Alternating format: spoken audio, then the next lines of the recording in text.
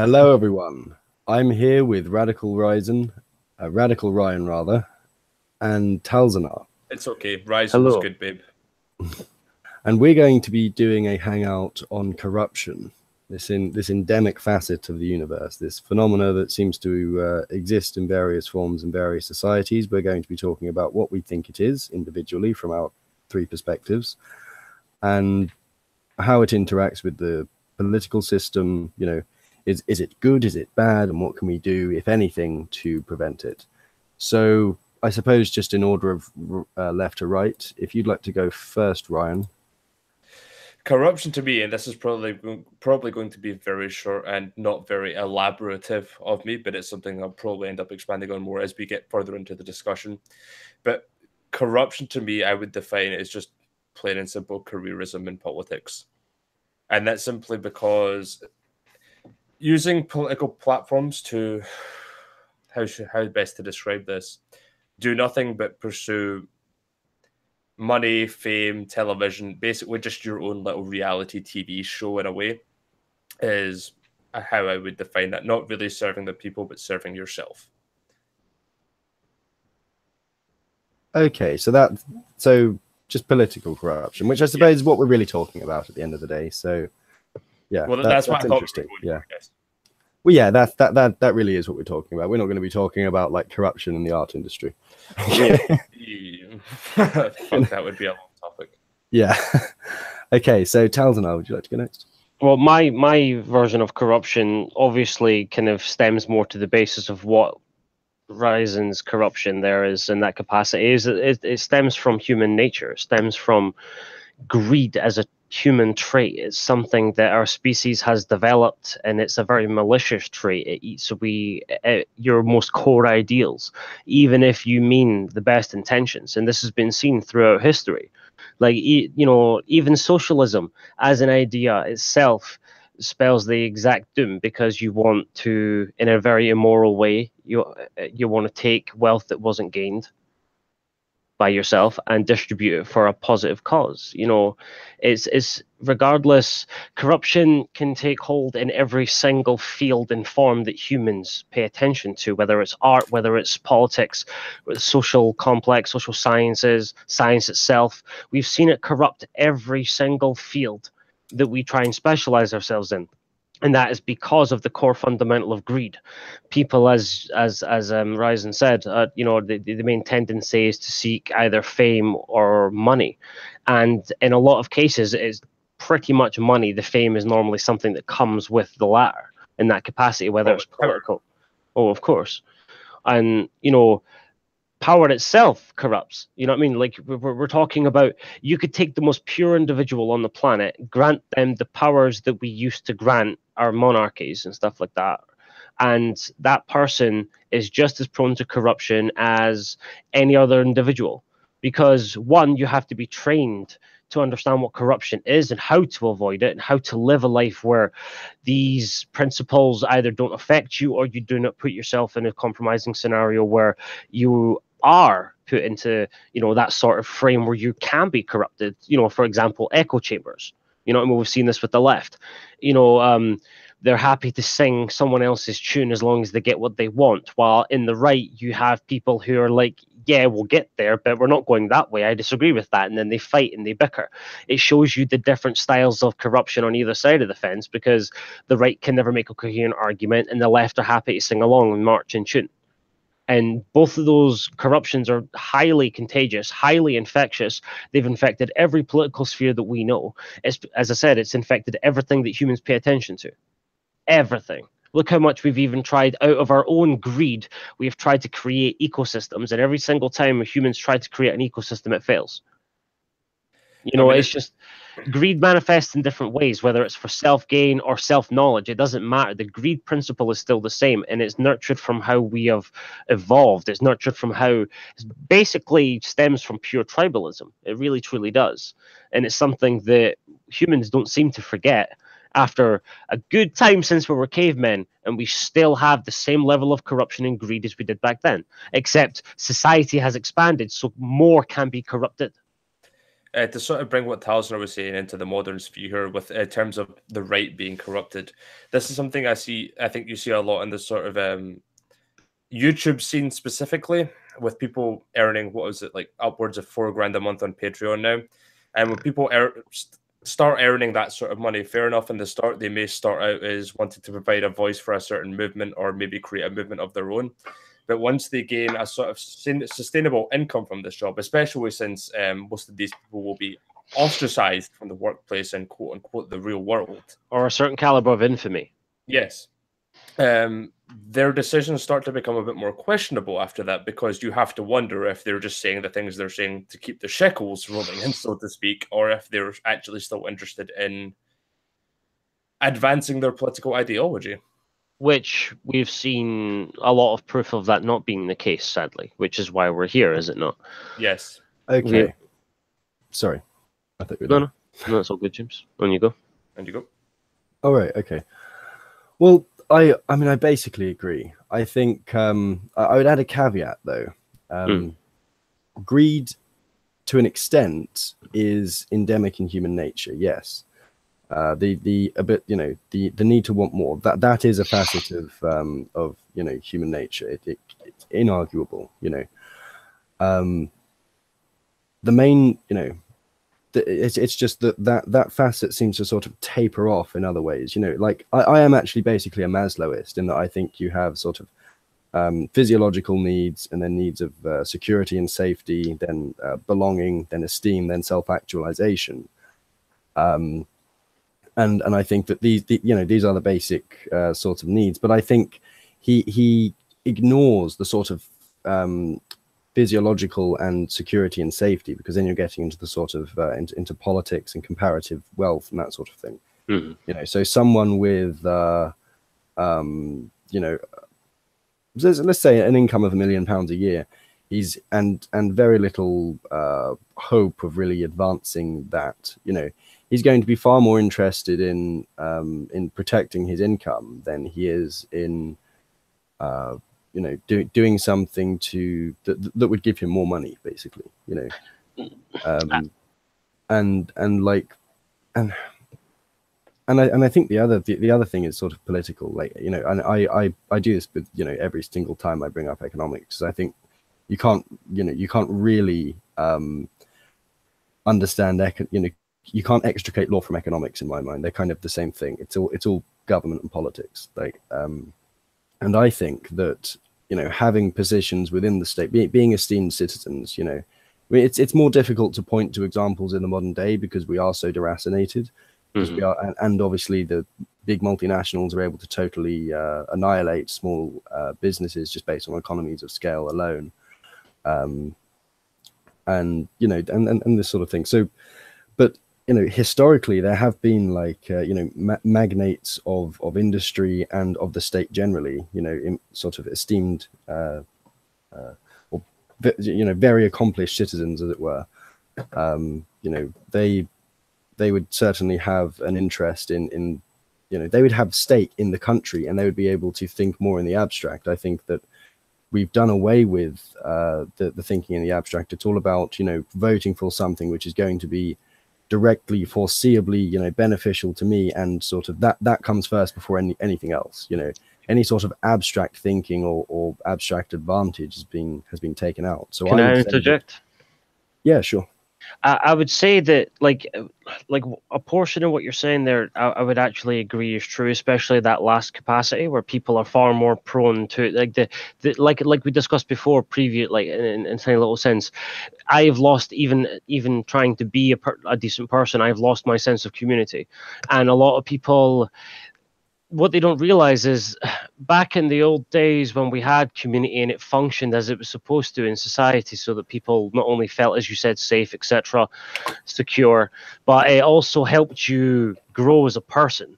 Yeah, we're really lacking that. And then you've got these people, as you say, who think that they, instead of grouping up with people who are like-minded or trying to argue the case, they'd rather just cast a vote because they think somehow in their ideological bubble that that's going to just instantly then fix things. And it's like, you don't really understand the scale. Well, I mean, what you're really talking about are people that only think in terms of the present instead of in terms of the long term, what's going to happen to them, their kids, their grandkids, etc. When you say present, that's understated. They're thinking about the now, like in that exact fucking moment. That's what I mean by the present. Yeah, they don't think beyond what they're going to drink when they go out to the fucking nightclub that evening.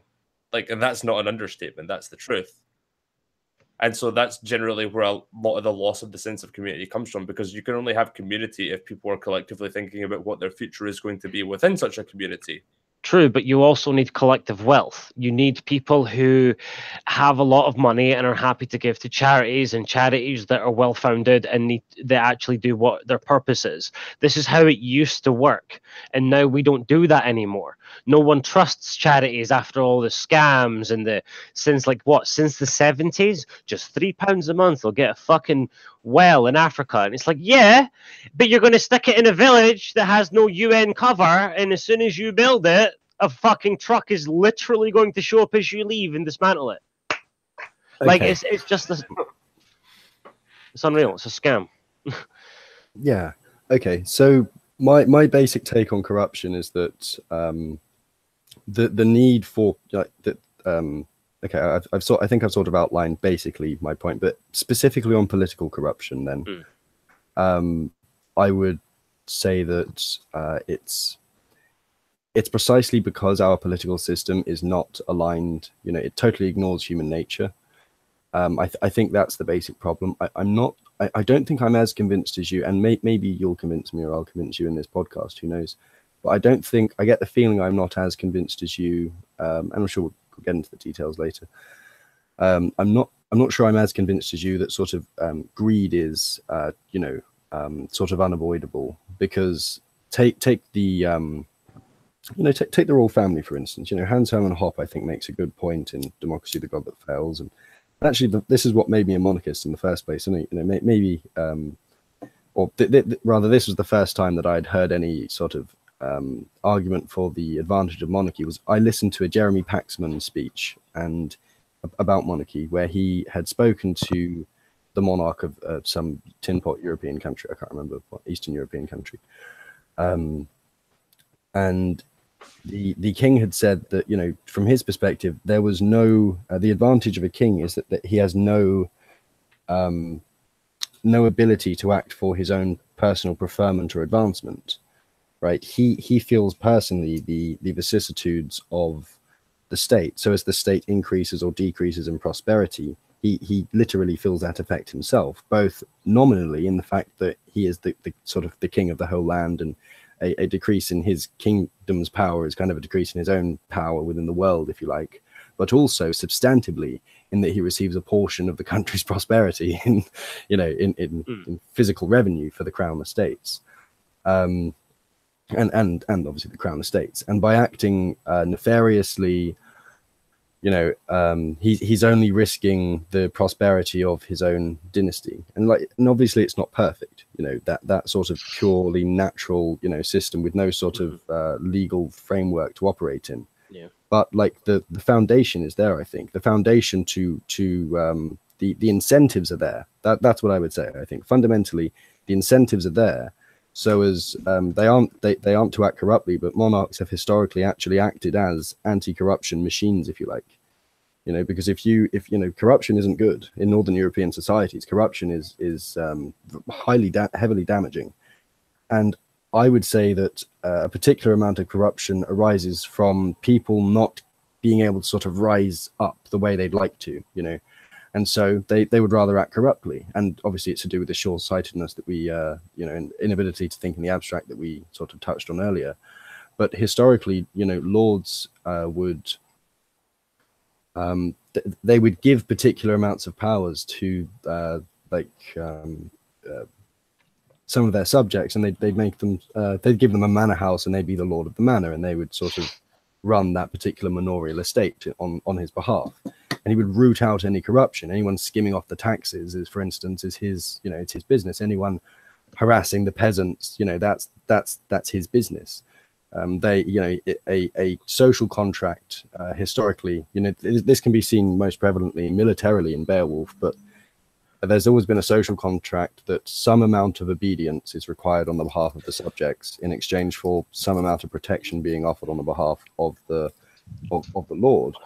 And this social contract, though imperfect, and you can point to times where it was less in place and more in place. There's always examples, obviously. Yeah. I mean, what you're essentially talking about is still greed, but it's just greed being used for a force of good. No, see, there's a trick here. The reason why taxation is immoral is because taxes go to things you don't want them to go to. Right? That's the entire fucking point. If you are you're just making the argument for why democracy is immoral then. No, I'm saying that if you and me and everybody else votes for this person to be leader of the land and we expect them to live by these principles, and then he starts enacting policies that are not part of what we voted him in for, that's literally politics, isn't it? And no, exactly. And that's exactly why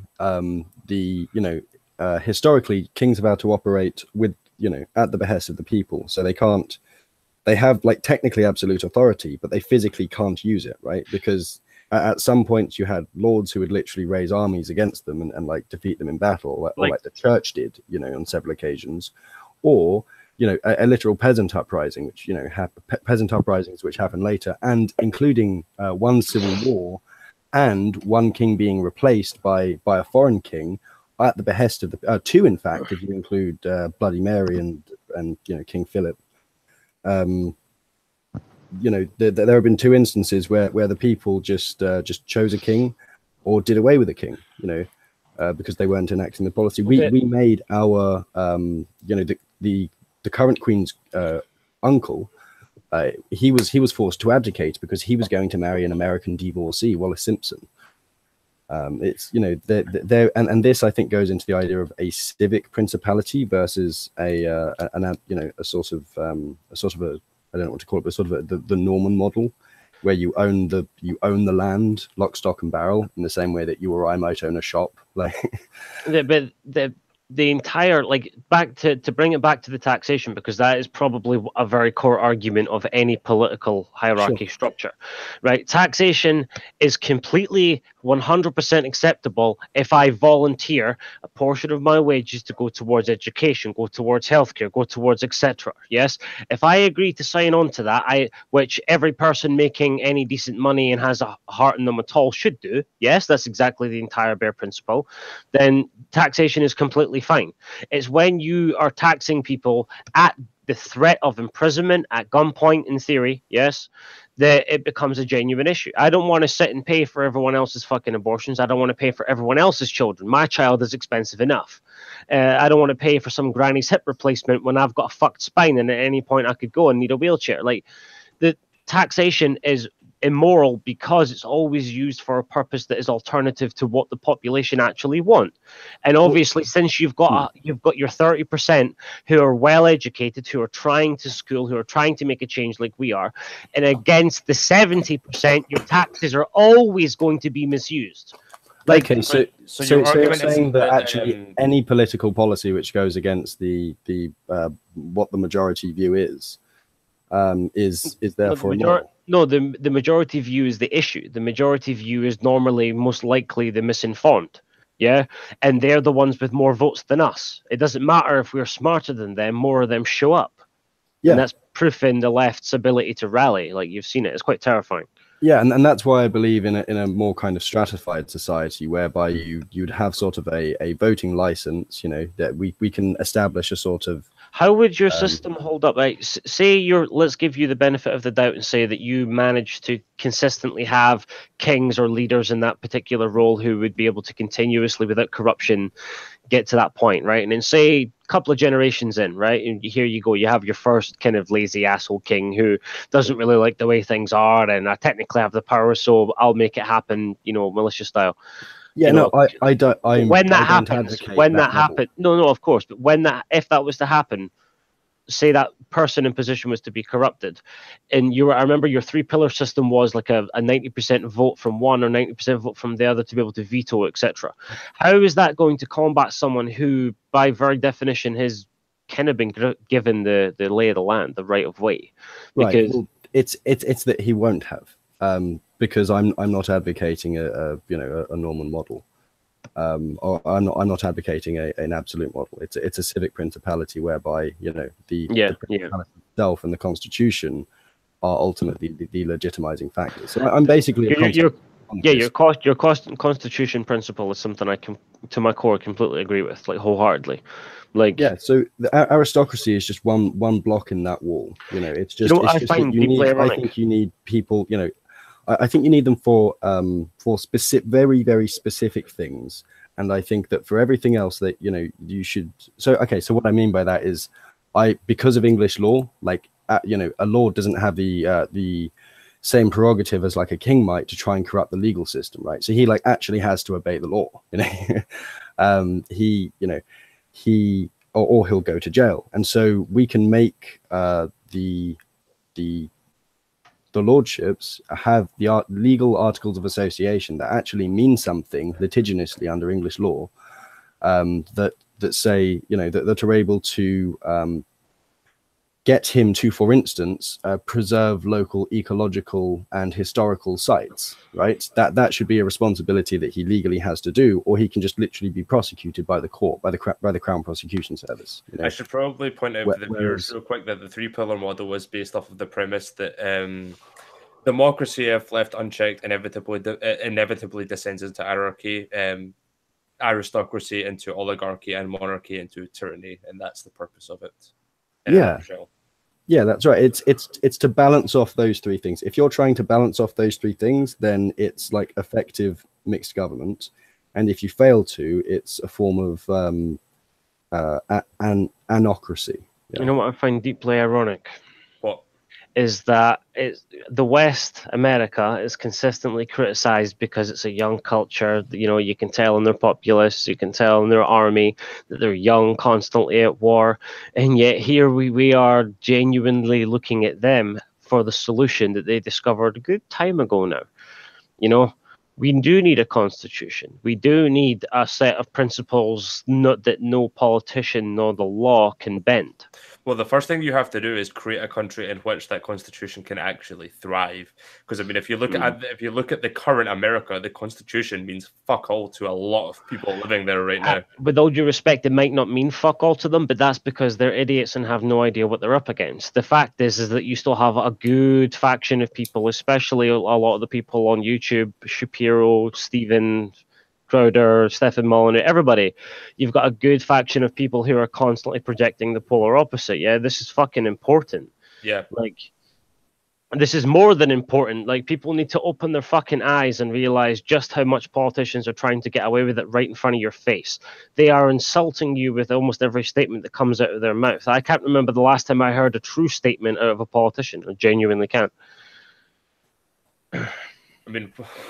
to be honest, because the problem with our entire structure and the world structure right now is that even in the West there are no consequences for lying to the public. There are no, if I was a politician for Labour or any party, I can quite literally on this podcast go, yep, I'm running for office this year, vote for me, I stand on this and this, and when you vote me in and I do fuck all, there are no consequences.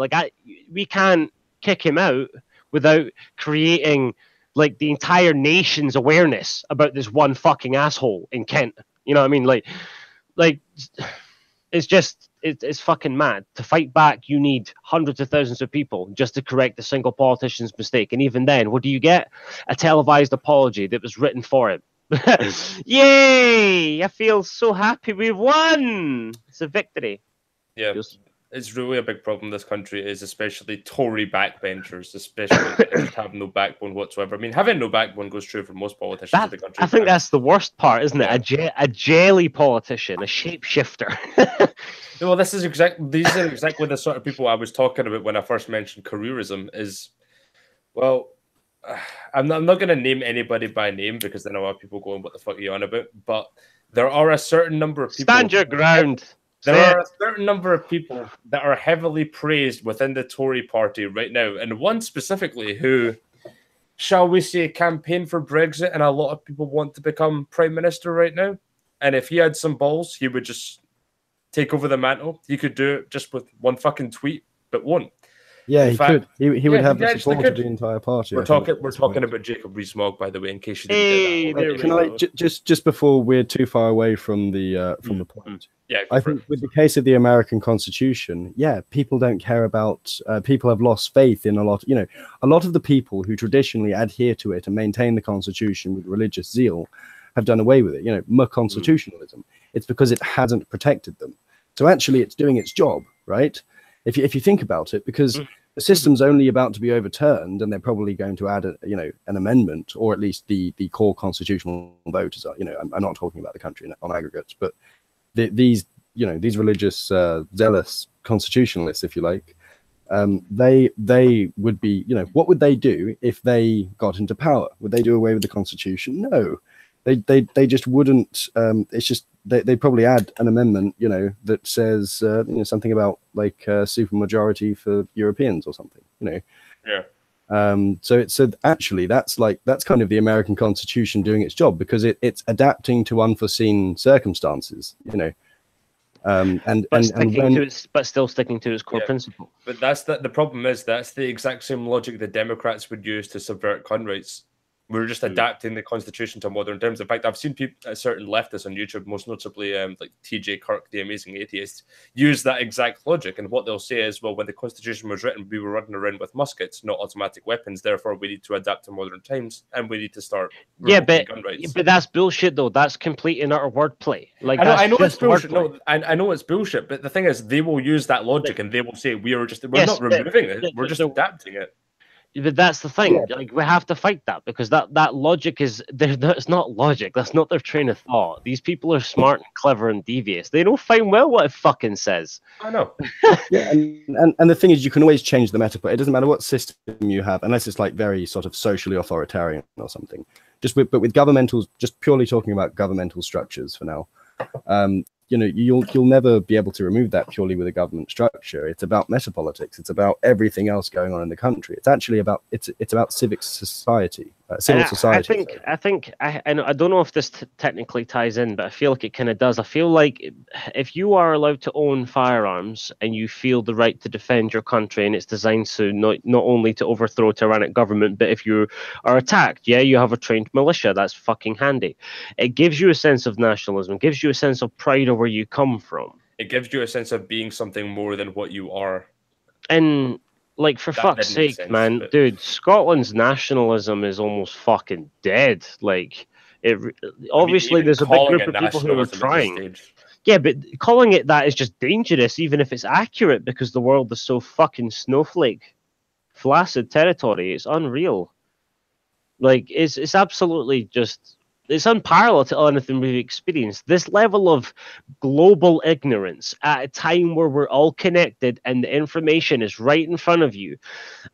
Can you believe at a time we're most connected and most informed that we are now at the time where humans are most ignorant to facts that are blue in the face? Like, it's well, I think it's precisely because we're really connected because of the internet that we have lost the sense of community and we've lost the sense of nationalism overall. Don't you think that the entire sense, like, all the way through academia, the competition is to be smarter than the next guy, to know the answer, to have a solution, to yada yada. It's always competition with us males, right? Especially in an intellectual field, right? So that competition, if you are like, say, another individual that we won't name for the sake of fun, but we discussed them earlier, if that individual who's smart but not as smart as he thinks he is, that trait can develop and manifest in the worst possible ways.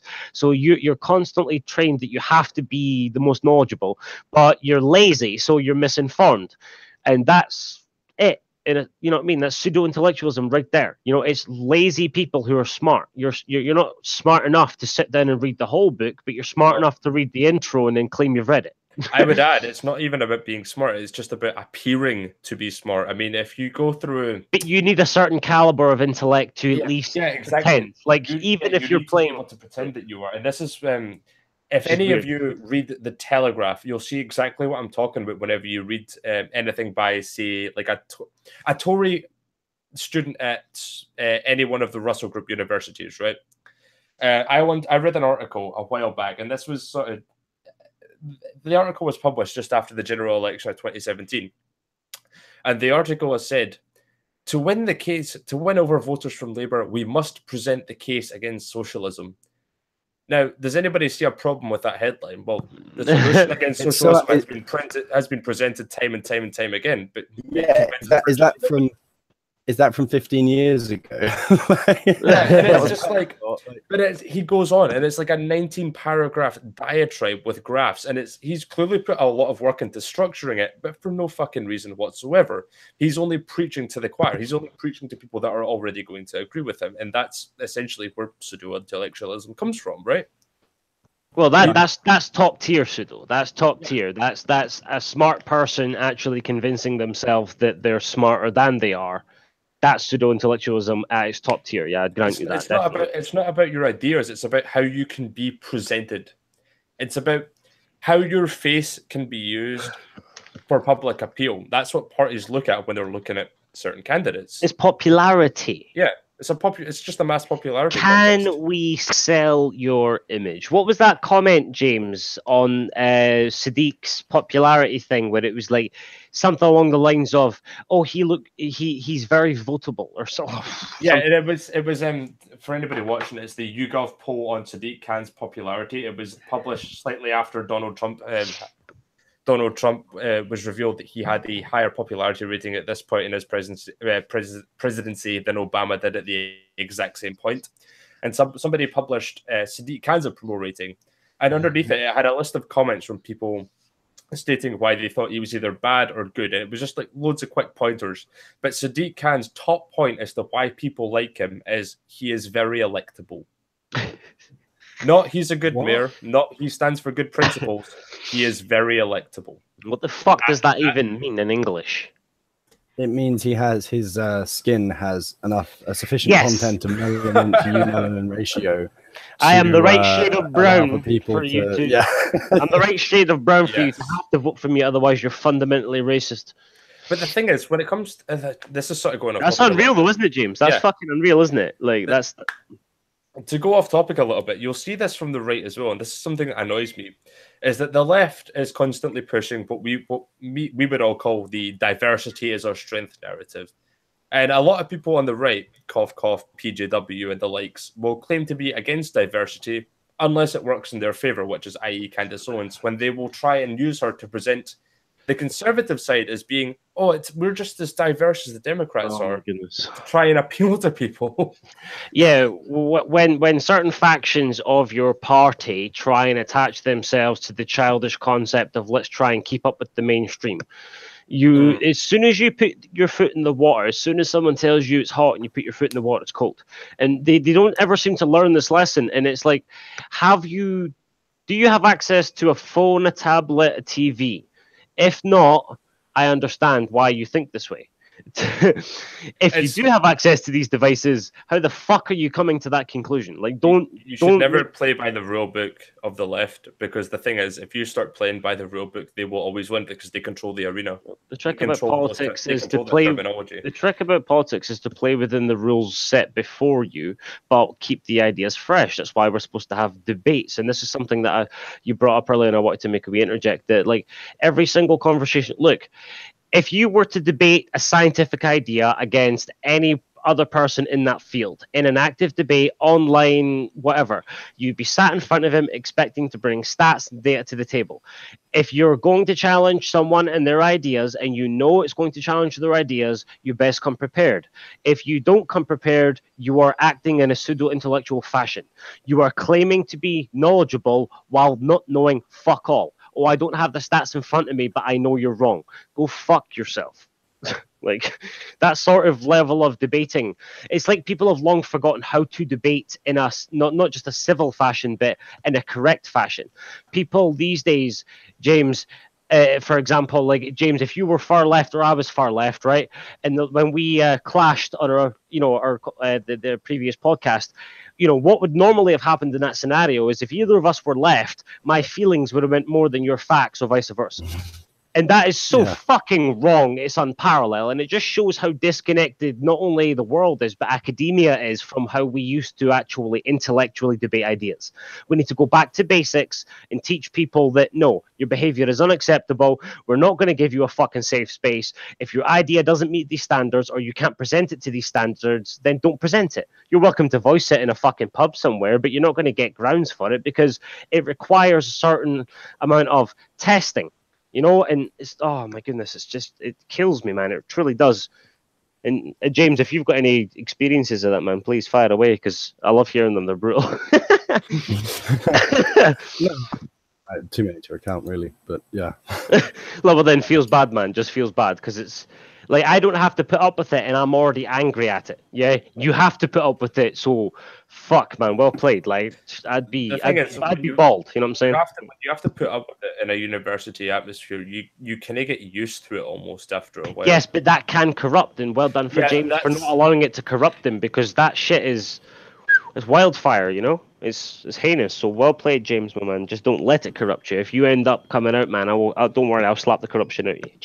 Easy. No, I think there are examples, even, you know, so people who are able to think more in the abstract than just the immediate, you know, and are able to see past the incentives of the day even, and, you know, sort of advocate for the interests of their people in a broader way, and frankly, in a more honest and far-seeing way.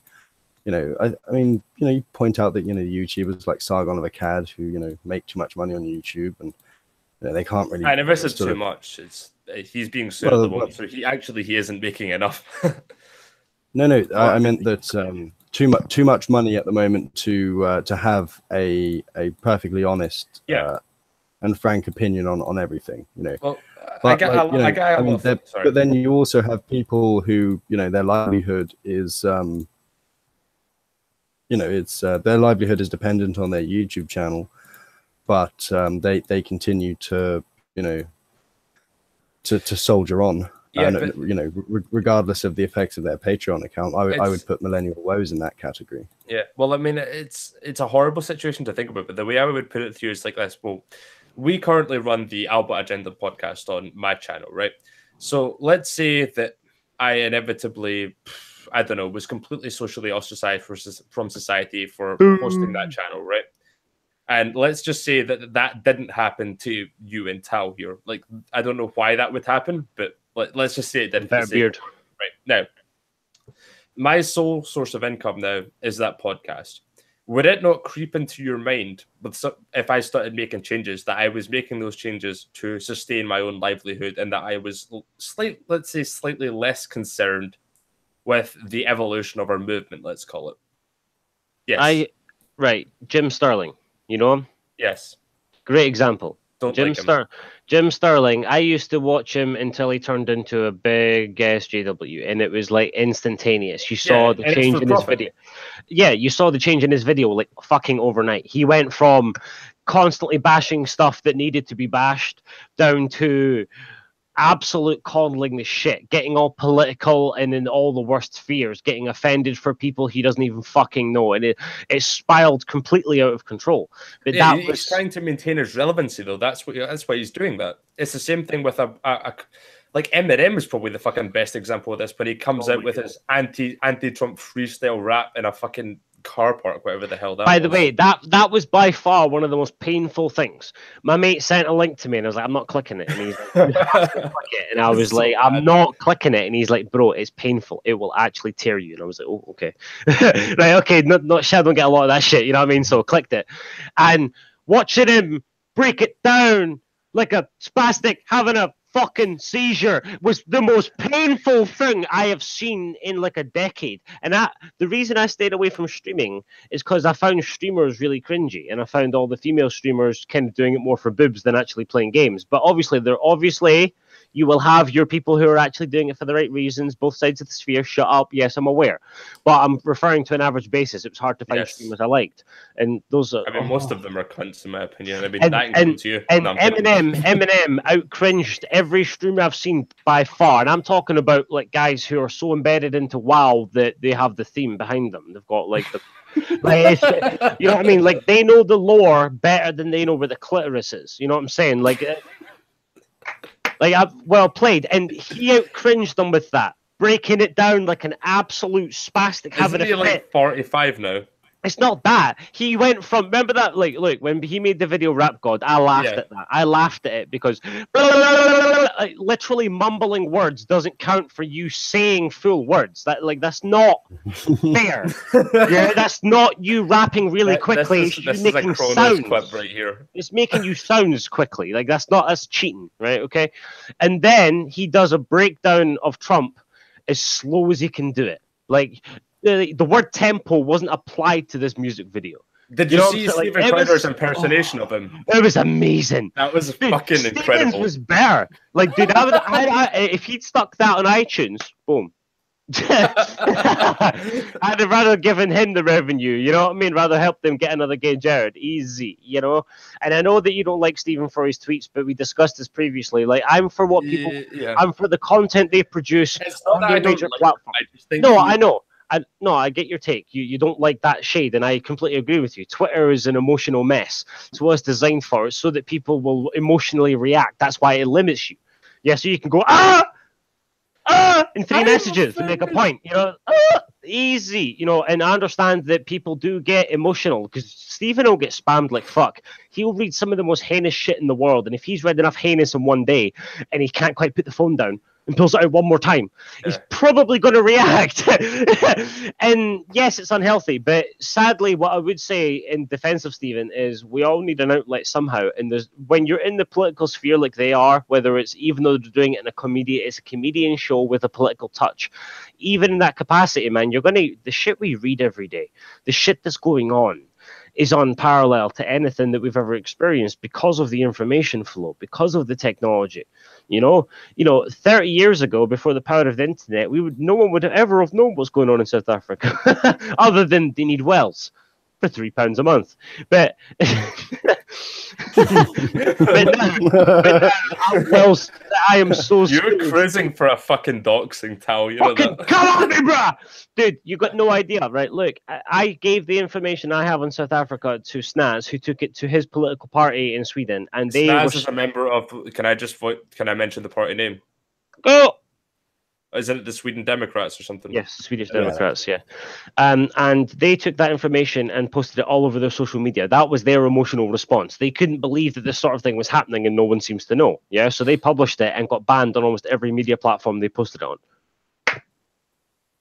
So of course I'm expecting a dox. Come at me, bruv. Like, fuck you. Yeah. We have connections, guys. Plus you have to get through my tortoise firewall first. Good luck with that. Anyway, what were we talking about? Yeah, I'm good at that. My bad. Yeah, sorry about that, James. We just completely derailed the topic. Would you like to get us back on track? Okay, sure. So far we've established the sort of the basis of corruption, I think, and definitely. I think we basically, there are a few niggly points, but we basically agree, and we use slightly different terms in that you would use. Sort of use. I think on a core value sense, we all come from the same core. I think that I agree with most of Dallas points, but the difference is I combine it all under one massive umbrella term, whereas Tal sort of explained the you mainstream it. I take it from the root. Yeah, I'm angry at the root, and I want to find a cause to fix that because I think that fixing this fixes that. I've generally just sort of found that that's what my purpose is in a lot of these podcasts with different people is they'll go on a 10-minute long description or something, and then I'll simplify it down in 2 or 3 sentences for the viewer. That seems to be like my purpose in these sort of hangouts. Well, in all fairness, you guys are definitely more plugged into British politics. So when you're doing that, it helps me to a certain extent understand, like when James goes on a big 20-minute rant about something deep-seated, for me, it's sometimes hard to follow, and I'm constantly reading shit while he's talking. And then someone's like, so what do you think, Tal? And I'm halfway through reading a paragraph. I'm like, what? like just trying to school myself. Well, that's actually an interesting topic in and of itself, because the thing is, a lot of our ideas require massive in-depth explanations. Take something like I don't know, like race and IQ, for example. That's not something you could explain to somebody in just sort of 2 or 3 sentences. It requires a long, in-depth discussions. That's why I'm saying that when we have even small discussions like this, if the information is there or one of us has it because we previously discussed it, or we're on a long podcast, we should really send what information we have, because it's vital that people don't just take our opinions. Look, my goal here on a podcast is not for someone to go, I agree with Tal, I agree with Tal, I agree with Tal every podcast. I want them to agree with me because they fucking read what I posted and they agree with the facts. Like, that's what I don't want someone to take it because I'm a personality that might have some sway because he's being correct consistently. I still want every time, even if I'm consistent for the next 50 years, I want everyone to look at the source material, school themselves so that they understand it on our level, you know, because that's how we got there, right? We did it by educating ourselves. Well, I'm guessing we all took different routes to arrive at the. Yeah, that's why I said before that it's fun to have.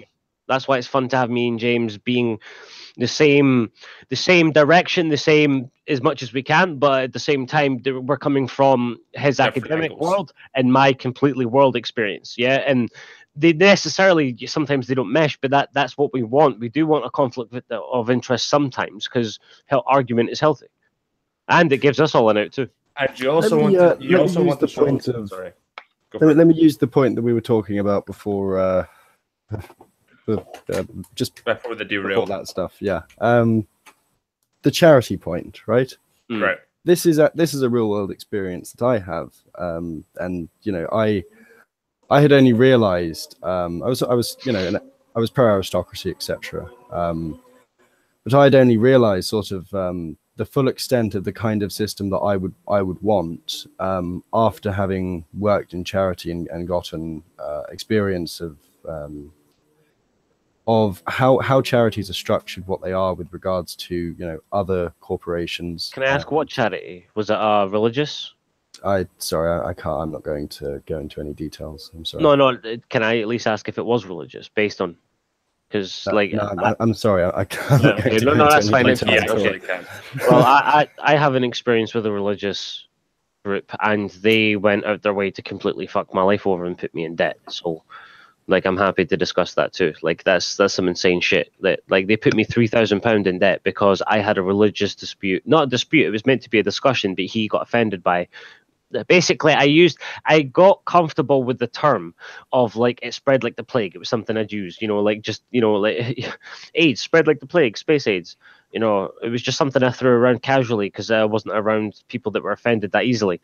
And then I said to him that if you'd reset the world back to, technology wipe, yeah, any religion, even Jedi, could spread like the plague. And I realized what I'd said, and he got proper offended at me. And literally from that, he subtracted all the tax notes that they were supposed to be putting through their system.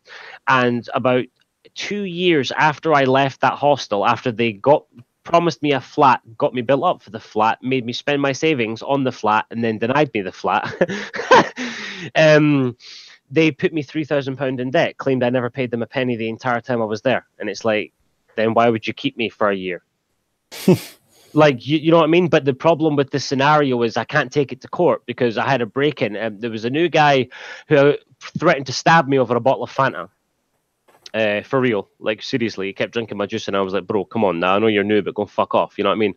And he was like, mate, I've not got your fucking Fanta. And I was like, mate, I can see it, you've just opened the door, it's right there. Do you know what I mean? And he was like, no, mate, that's not yours. And he genuinely threatened to stab me over it. He broke into my room and he stole my folder that I had around that had all my bank statements and all my documentation in it. He broke into my room, basically stole the small contents of my room. So I don't have my receipts to sit and defend myself, which feels bad, man. And I'm almost paid up to $3,000. By the way, Backstabber to try to join the call, James. Oh yeah, brilliant. Yeah, here he is. Dry ice cream. What's up, bro? Okay, so my experience with charities and the director crisis, I look at this as just bad organization making. This is I think an example in isolation that could be quite interesting. That I think you could extrapolate to a larger level, to a national scale. Okay. So charities, right? They are, directors are appointed usually by the majority of directors all voting on a new director, right? And they'll have some nominal. They might have some nominal, what do you call it? Sorry, they may have some nominal ability to authorize. Some nominal ability to like pay debts. You know, sometimes charities are backed up by like 2 £1 shares and things. And so in cases like that, you'll need a guarantor. But that person has no ability to like, you know, appoint the directors usually. It's basically just assumed that good people will want to join charities and then they will want to run them well because they are motivated.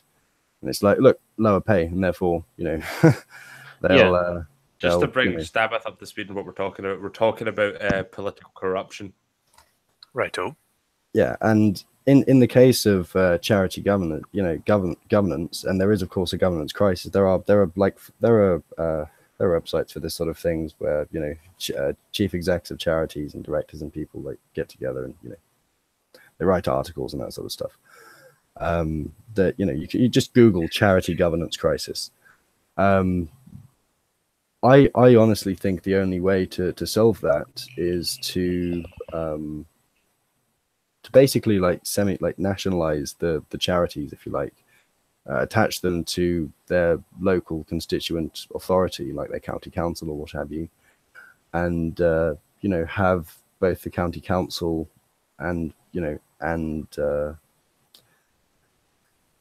sorry, how to put this? I would basically have a local aristocrat who would oversee the council, be the president patron of every particular charity, so he can root out the corruption on the governance board, and therefore those people, you know, who are therefore there's some checks on the veracity of the people who run charities. Is this still under the principle that charity is voluntary?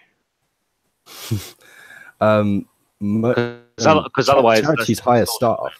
Most, you know, almost invariably all charities hire staff, more or less. I mean, I'm sure there are a few that you know are entirely voluntary, but they're few and far between. It's none of the big ones that you'll have heard of. You know, Help for Heroes, for instance. The head of that charity is very, very well paid.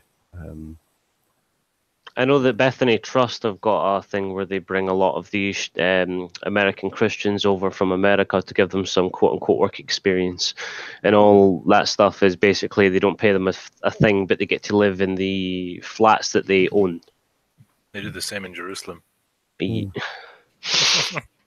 yeah, I think that you need someone who is able to operate in this way without sort of direct threat of not being re-elected next time because he's pissed, you know, the local people, you know, some of the local people off, particularly influential local people. If they're a sort of charity director, you might expect that, you know, there'd be a sort of community, they might be quite active within the community, that sort of thing, you know. We can infer that, you know, a lord who doesn't really have that to fear will just maintain the veracity of the constituency, you know, or of the county council. Yeah, it's a large and of the charity. It's a lord's job to act in a socialistic fashion in that capacity, or a communistic fashion. Yeah, he is the lay of the land. He has basically the taxation of the people and should spread what wealth there is to what regions that don't have it. Yeah, that would make sense in that capacity, but I wouldn't agree with that as a model, though. Right, and think about you know, there's this institutional inertia, which is what, you know, corporations sort of run off. But like, look at universities. You know, if you had you know, lords who were sort of, you know, of a particular ideological bent, you know, you could and I think we are sort of you know, I am sort of advocating for that. Then having them be sorry. Sorry to interrupt, but I'm going to have to bow out now, lads. Yeah, nobody's. I'll see you in a bit for the podcast. Right, I'll see you guys tonight then. Catch you later. In a bit, mate. Sorry, where was I? I was right toward the end of a point. I had like 3 words left. Ideological bent. Yeah. Then you could, you know, the vice chancellor who runs, you know, basically runs the executive branch of the university should be appointed by, you know, the chancellor, and so should all of the senior, you know, officials on the student, you know, the student union, etc. If you were to maintain some, if you were to just have the ability to appoint, you know, the vice chancellor and those senior officials, you would be able to maintain the veracity of those university positions, because if you create these little bubbles for which, you know, in which people exist, all sorts of odd things can happen. You know, they need to be rooted into the real world, and lords are, you know, by definition, they feel the veracity, they feel the vicissitudes of the of their particular lordship, you know, and so they are tied into the natural order. You know, they if something is bad, then they literally feel it, and so if they're well informed and educated and all the rest of it, you know, there are caveats, but the incentives are there for them to act in quote unquote the right way. And I would say it's really a matter of like the niggledy piggledy little points about, you know, oh, what if he, you know, acted in this way, what, you know, but like the framework is there. You know, they have to follow the law because they're just peers. You know, they're not like the king who might have some opportunity. Hold on, let me just wrap up. Because they're just a lord. They're not like it's not the same with the monarch, where they might have some ability to sort of corrupt the legal system. They are merely a lone peer on an individual basis, and so they basically just have to follow British law, you know, English law, and English law is kind of like English. That the English legal, you know, the language is like it's like physics. Like the words actually mean something. There's a litigious academic understanding of what the law means. It's not like in America where it's just whatever the judge rules. That then sets the precedent. And yeah, in Scotland, it's more like the American system. But you can't actually, you know, if you were to have an English common law, you know, legal document that said that the Lord could do X, couldn't do X, and you know, they had to follow that. You know, so the basis for creating the framework is there. You know, you've got the basics down. It's just a matter of it's you know, it's a few niggledy-piggledy little. It's the enforcement in general that is either very concise or very, you know what I mean. That's the part I'll always argue, and that's the part that you're trying to say, well, this is the best platform that we have for it. And I do agree with you in that capacity. Like, but I still feel that either way, we are just basically doing what America does in that capacity, which is you're saying that we basically create governors of each section who have a certain amount of power over the people beneath them in that capacity, but they answer to higher, so they can be, you know, as you say, ostracized if necessary. But obviously, we have to find a way to.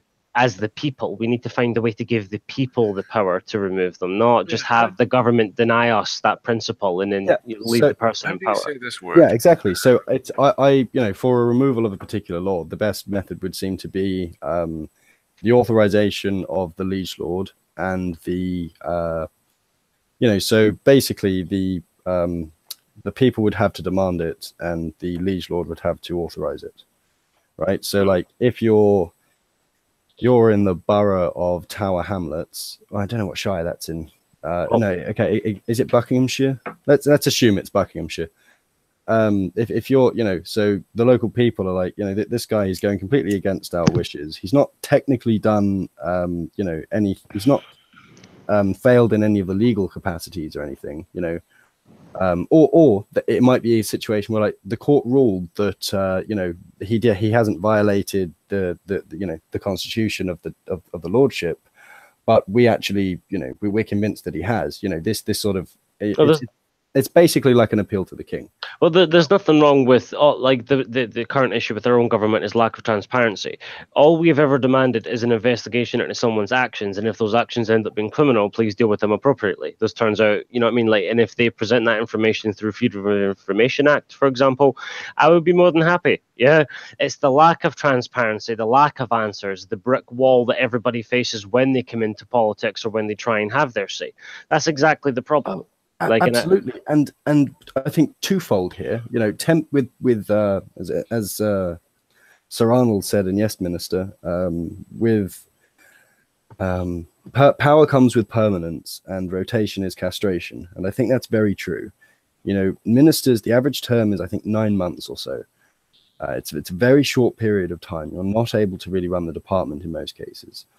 Power comes with permanence. I would actually, that's why I like the old law lords that we used to have. These people are in the same way, they're heavily motivated in maintaining the veracity of the institutions of the country, because it's the institutions of the country that afford them their esteemed position.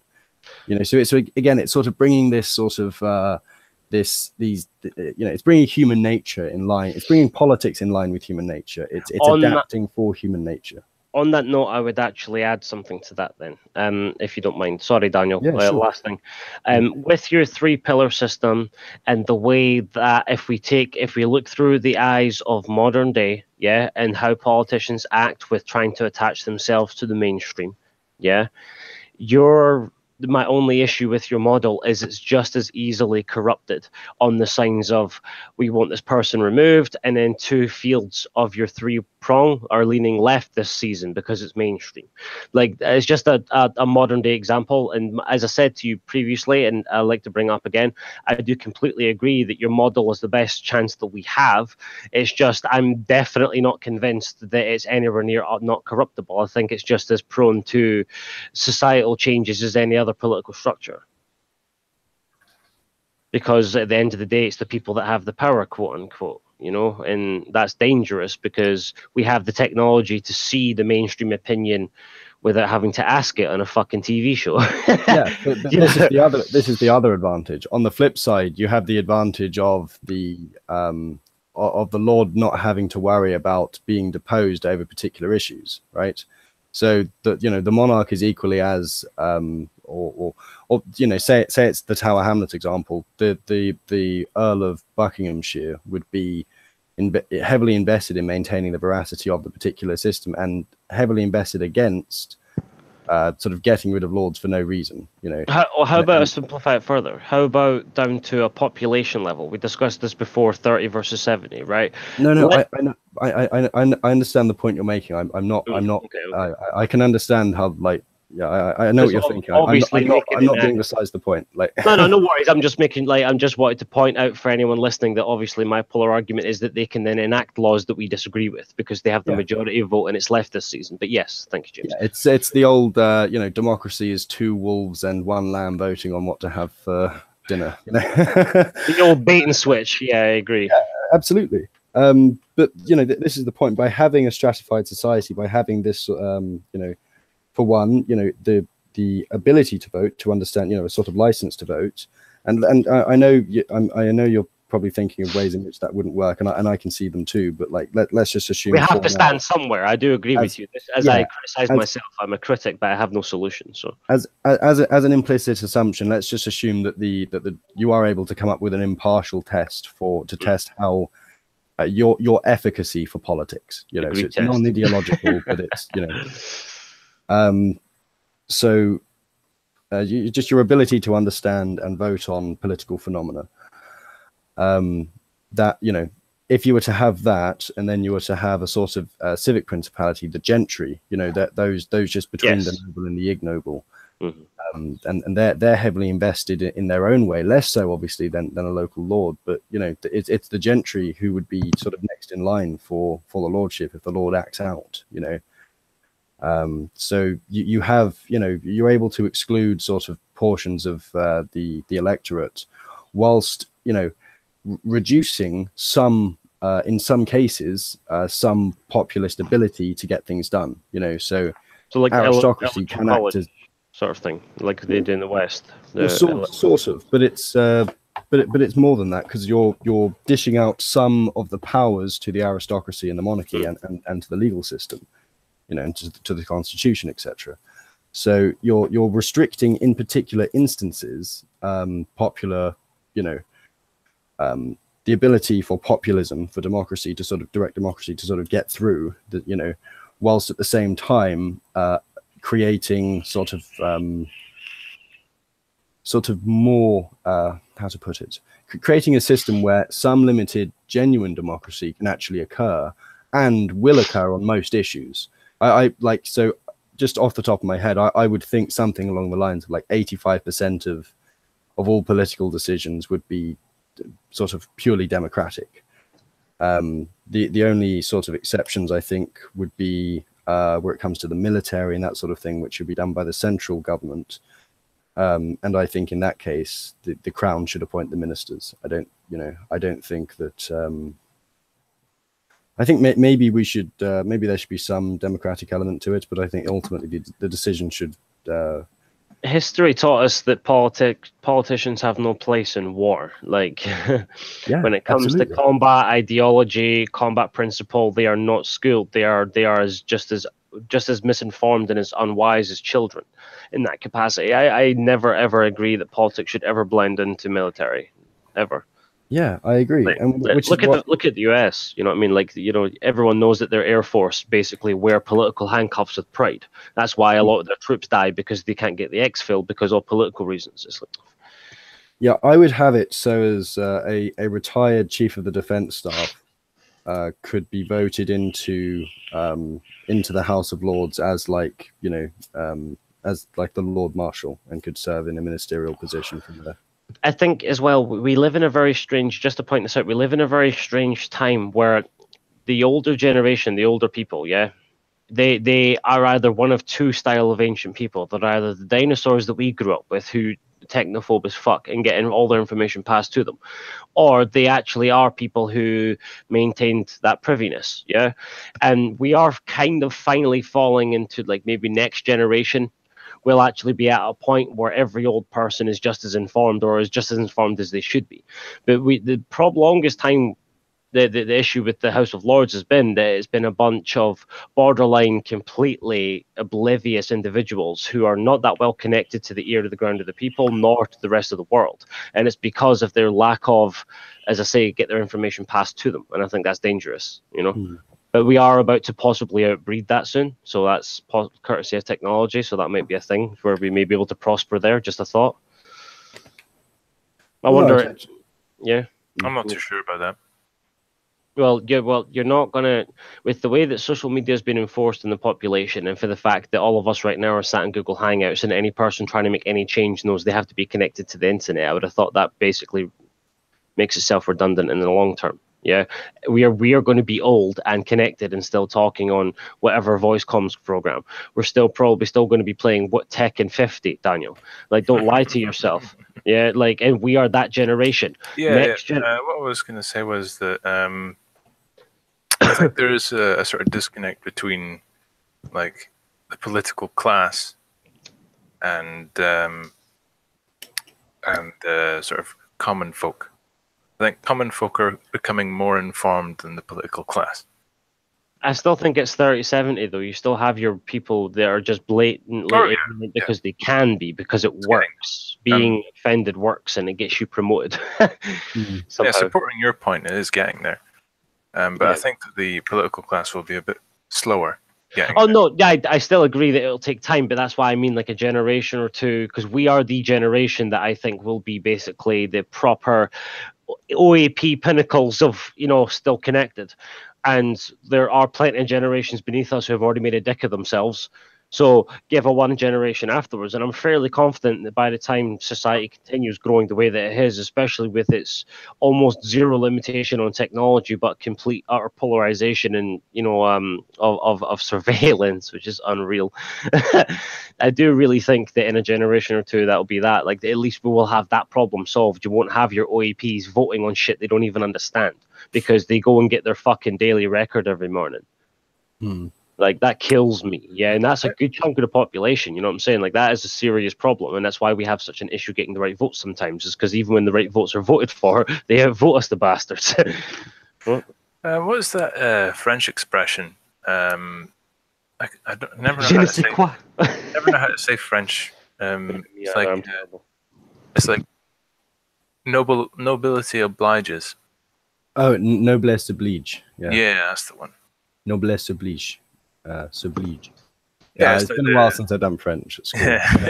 Yeah, man. Donates the concept that nobility extends beyond mere entitlements, right?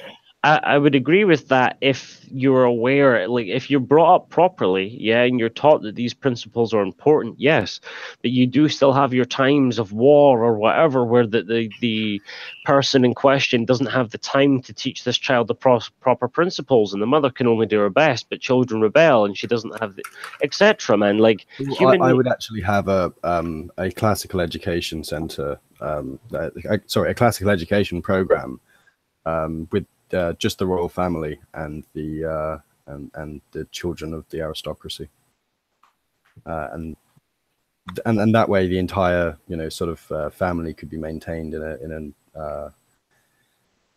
a how to put it. Well, they won't be they won't be in a situation where they're sort of just at university and they're pressure to all the same social stigmas and the rest of it. And they'll be. I think what I like most about your idea is it works if all the boxes are already checked.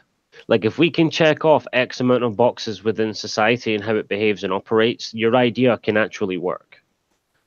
Like legitimately can work, but it requires some terraforming to get us there. I think society is nowhere near ready for that sort of idea, that sort of implementation and enforcement. And liberties, people given like come on, man, fine well if Chinooks dropped in tomorrow and gave everybody pistols, man. Oh my god. Let's just say some old family debates would be settled real quick. But yeah, like we do need some terraforming. But I actually do agree that your idea would work if all the boxes are checked. I just think that we are a fucking long way away from there. But I want us to kind of combine forces and at least paddle in the right direction. At least be right. We've got to be right. Keep going, James. But yeah, I think your idea genuinely has some really great staples in it, and every time I make a criticism, you have an amendment that can be put in place, and that amendment can be shot down by how people behave right now. But if we look at the future sphere and try and shape society to how we would like, which is obviously like a preferable behavior where people behave and everyone gets their first shot, yada yada. Yes, I do agree that if all the boxes are ticked, yeah, I genuinely think that the corruption would be already enough dissolved that we wouldn't, it has a much less chance to affect politics and etc. because of the system that you would have in place. Like, yes, there's still the question of taxation there, but that's something I'd volunteer to tax for. Do you know what I mean? So then there's no argument. But like by the idea that just because people don't want to pay for something, they shouldn't have to. It's kind of like that's a breach of your freedom, though, isn't it? That's your breach of your freedom. I don't want to pay for your extended magazines. I don't want to pay for your light machine guns. I get the idea, but I would say no, because you're afforded freedoms by the state. You're afforded protection by the state. You're afforded. Yes, but that state is afforded the power because of us. Like that, you're forgetting that the entire point of a political system is it needs to remember who's in charge. It's not necessarily in charge. It might be the people that control the grounds and keep the law because we've put them in power to do so. But that's the entire point, that the government always just continues to grow because it thinks it has the fucking right to do so, and then asks more and more of taxation until it gets to the point where it's satisfied or we're so far in debt we need to hit the reset button. That's just a step in history in the wrong direction. Like, at least that's my 2 cents take on it. But when did government start to grow? When did the civil service become gigantic? When did we need 2,000 civil servants to do nothing in the Department of Education? I mean, but it's probably a lot more than that now. Yeah, I dare say. Especially, what about jobs in academia? The same thing, like the level of like nonsense diplomas that are being taught now, and you have these people who are quite literally teaching the status quo, which is against the grind, which is your feelings matter more than facts, and you have professors in this shit, and it's like, wow, that's kind of mind blowing. It is, isn't it? Like when you write it down and read it, you're like, nah, it has to be wrong. It's one of those sentences. Yeah, no, I understand. Existentialist, deconstructivist, fucking arseholes. Yeah, but the state affords us, protections and allows us, and that allows us to, that allows us a certain amount of liberty. So basically, the way I look at it, I actually is understand. that I think I understand where you're going with that liberty point, and I would say that I'm actually okay. I would actually kind of agree with that. What I would say is that it's still because of modern time and because the way things operate now, and we don't have the exact perfect running model with data to back it up for the future.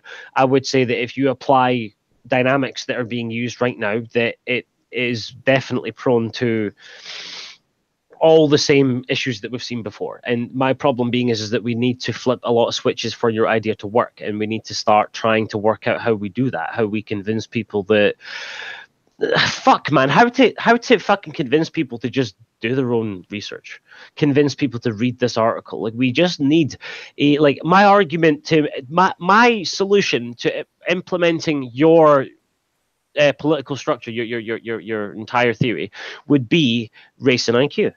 We need a genuinely much more educated general mass.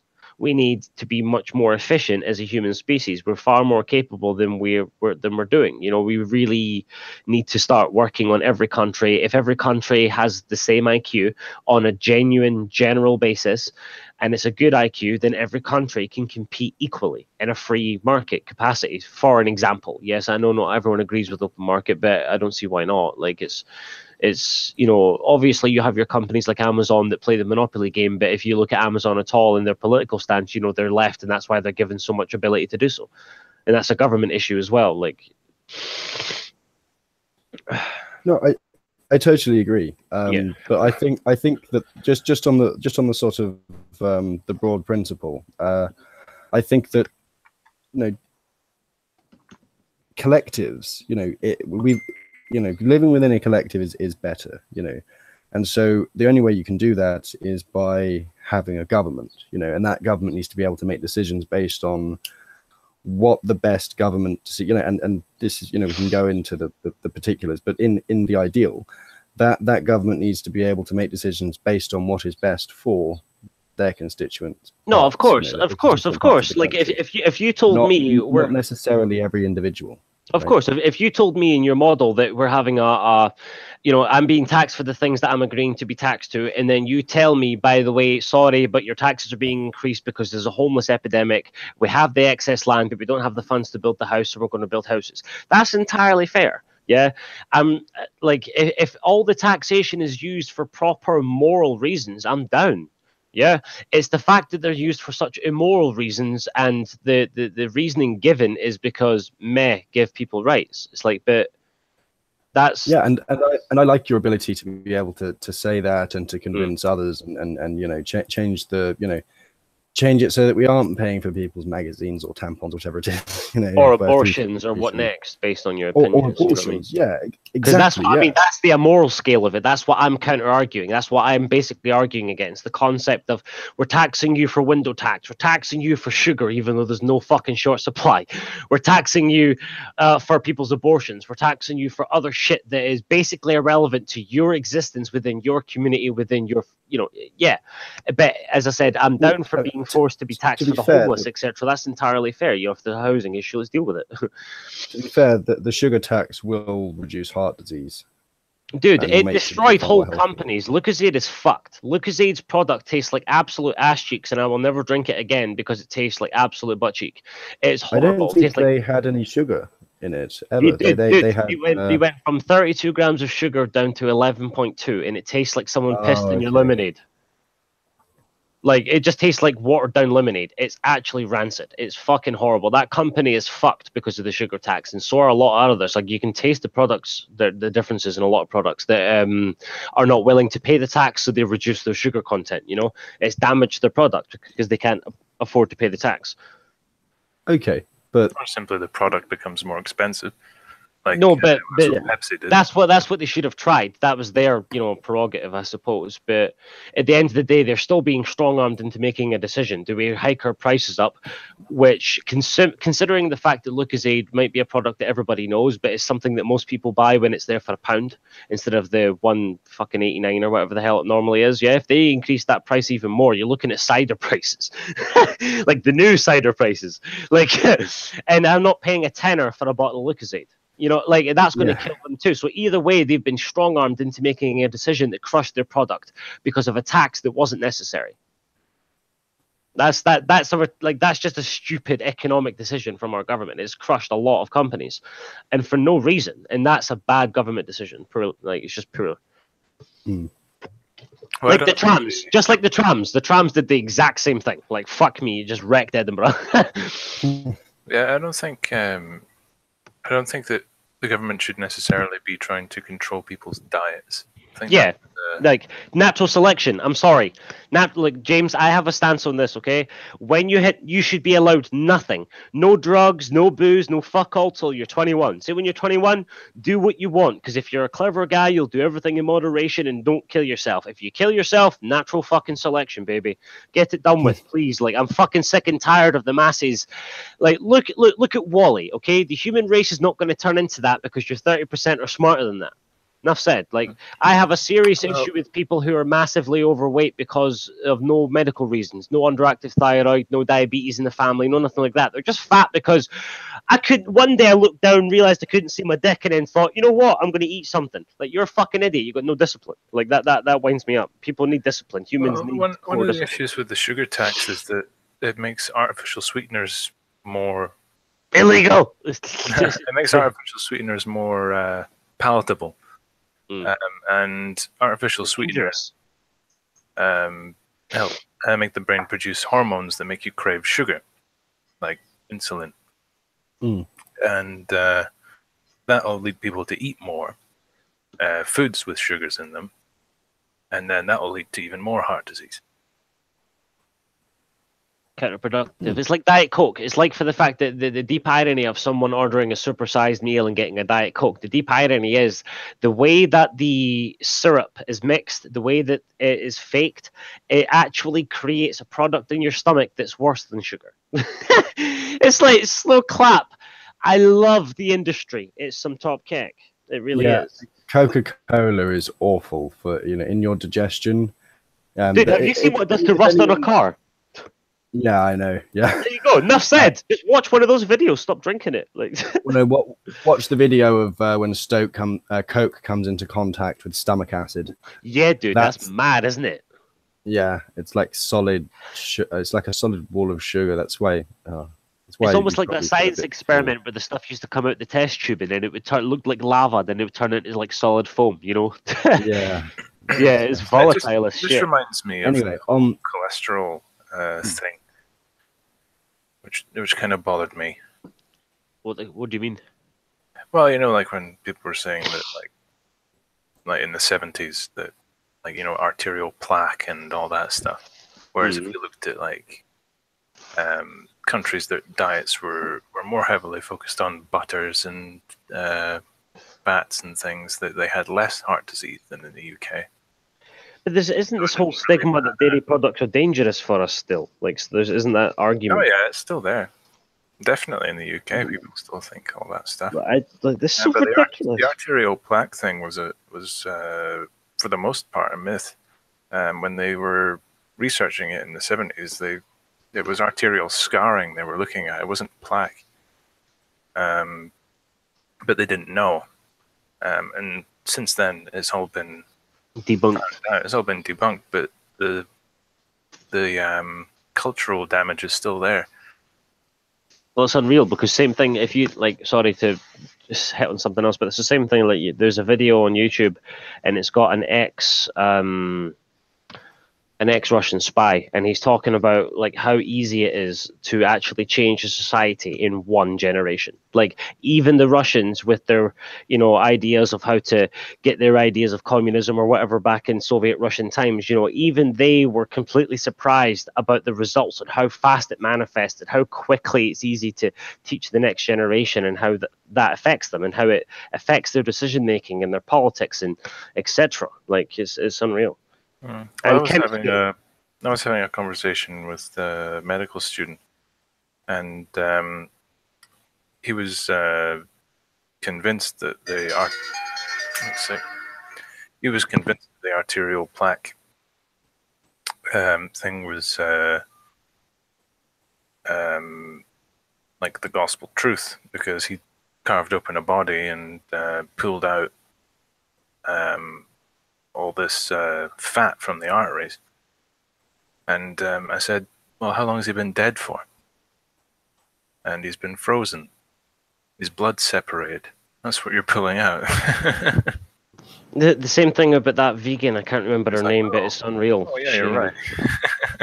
It's the same thing with that vegan, that hardcore vegan. That's basically she's gonna die soon. Like she was so hardcore that she would eat all the stuff that no one would eat. You know, she's a hardcore vegan. She preached it for the longest time, and it turns out that plants' biggest defense in the history of time is poison. Yeah, they have chemicals in them that humans don't go well with. That's why we're not fucking plant eaters. That's why we're meat eaters. And it turns out that her hardcore lifestyle of being a vegan for like 15, 20 years literally killed and is shutting down her internal organs. Oh, wow. Yeah, now she's like the reason why I was fascinated by this video, and I'll find it for you at some point. The reason why I was fascinated is because she was talking about that stage of mental breakdown, right? Where someone comes over to your ideology and flips the table. You know what that's like, how you even contemplate realizing you've been wrong for 2 decades, you know, and everything you thought to be true is total ass cheek and wrong. So she spent the rest, I think she was planning on spending the rest of what she had of her life fighting vegans, trying to inform them, you know, but it shows you just how late it takes for people to realize their fucking mistakes. And as you said, Daniel, the cultural effect is long affecting after the person goes, oh, actually, I was wrong. And then they die after they said that. And then it's forgotten the day after and people are still vegan. It's like, oh, God. What is that old story about the woman from Soviet Russia, and then after the wall came down, she went across to Europe and went into a supermarket and then burst into tears. Surprise. Yeah. Must have been glorious. Everything I was told was a lie. They're prosperous. Everything I was told was a lie when I was young as well. Wait, And there's a pack of meat here that says Oh. this price, and there's a pack of meat that says this price, and it's cheaper. What is this? Like, yeah, mind fucking open market. Mind blown, darling. Welcome, welcome. Take a seat. Here, look, free of charge. Well, free of charge open markets and what we are told when we're young being incorrect. On that note, I think that's a good time to end the podcast. Yeah, well, thank you very much. I've genuinely had fun, and I think it served the purpose why we suggested this in the first place. I think it's been a pretty good conversation. Yeah. And thank you for letting me interject. That's right. I will, to the viewers, thank you for watching. Thank you very much, We'll see guys. you all tonight on the Alba Agendum. It's always a pleasure. Thank you. Never a chore.